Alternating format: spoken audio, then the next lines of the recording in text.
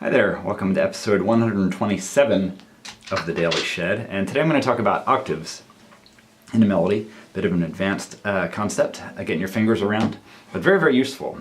And as an example, I'm going to show the bass solo in Van Morrison's classic Brown Eyed Girl. So the bass solo goes like this, playing in the key of G. So, once again.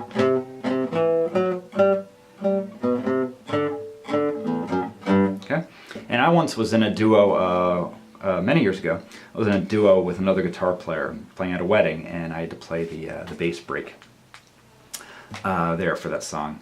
Hi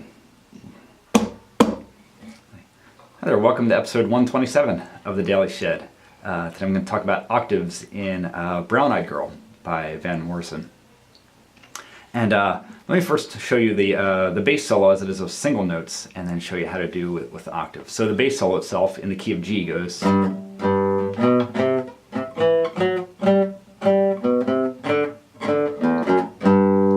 that.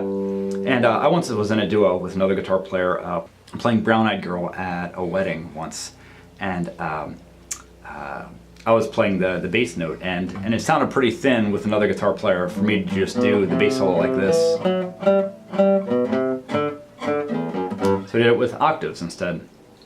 And to do it most easily, you have to kind of change your fingerings around for the different octaves. And what I did was, for the first, the G, I just did this, just G on the E string on the 3rd fret, and then the open G string. So you play that twice.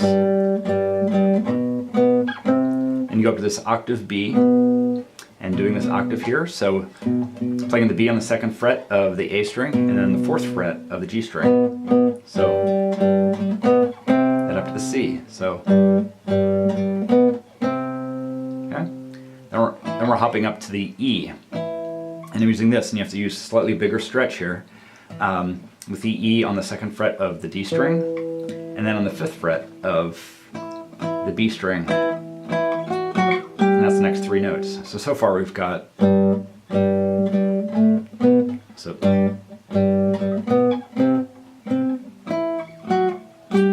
that.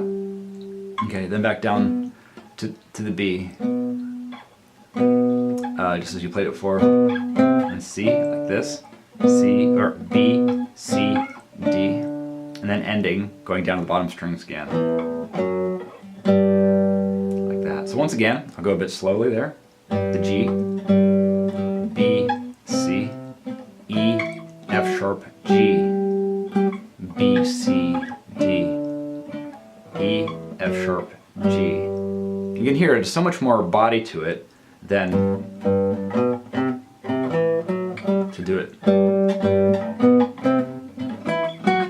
like that.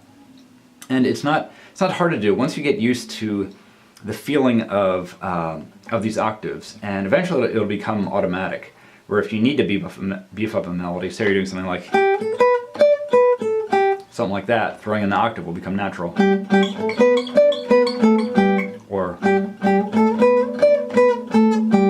it's very, very useful to have that under your fingers anytime where you need to really add some power to a melody line like that. So it's really useful to get used to all the different octave shapes. The most common one is 2 frets over and 2 frets up. It makes it kind of easy. So for a G, 2 frets over, 2 frets, or 2 strings over, 2 frets up, like that. And that works for anything on the bottom 2 strings. So you know, C octave, D octave, E octave, on up like that. And on the next set of strings, between the D and the B string, 2 strings over, 3 frets up. The top 3 strings, it's once again 2 strings over, 2 frets up. Or sorry, 2 strings over, 3 frets up.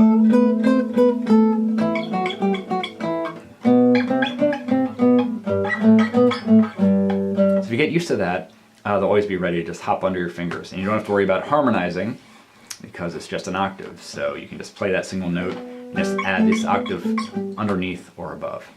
So I hope this is useful to you. Please let me know any questions or comments you may have, and thanks for watching, as always. And make sure to drop me a line if you think of anything you might want me to cover in a future Shed. Just type it in here. Contact me on Facebook or Daryl at darylshawn.com. All right. Thank you so much for watching. Have a great weekend.